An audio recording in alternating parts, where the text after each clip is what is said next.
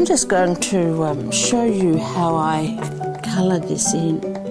We're colouring on fabric, which is a little bit different to working on paper, simply because the nap of the fabric collects the ink a little differently to the way the paper does.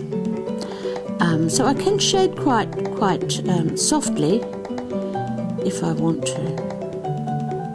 Of course, the fabric is movable, not like the paper. I have a piece of paper underneath here, just because I don't want to draw directly onto the table, because the table has a very slight grain and that would come through. I'm filling in the background here, and then I'll show you some shading. Okay, let me see.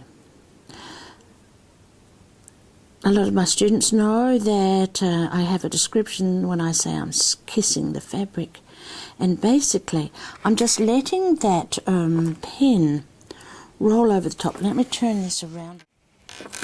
Oopsie, uh-oh. Look what I just did. And it won't come out.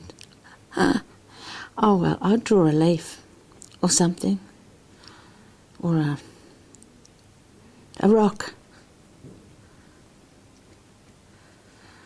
I once dropped a piece of, a whole bottle, no, not a piece of something, a whole bottle of ink in a demonstration. All over the project. It was interesting. So you can see what I'm doing now. I'm just colouring it in, basically, with this. Now, of course, I've not washed the fabric. If I washed the fabric, I would have a problem with it bleeding. And as you can see, it's not doing too bad. I mean, I think if I left the pen on there for a certain amount of time, it would bleed, but nope, this one hasn't, fortunately.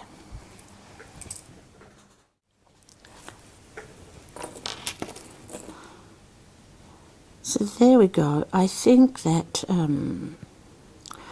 one could say we're just collecting the nap of the fabric with the ink.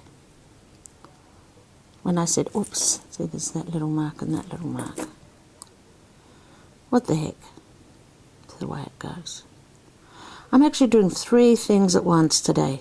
Doing this to give myself a break every now and then, working on a presentation for Guild, and the next article for Quiltposium is due in 2 days. And I hope you all got to see Quiltposium. It's very interesting. So Quiltposium is the online magazine, quilting and travel magazine. There we go. I'm happy with that.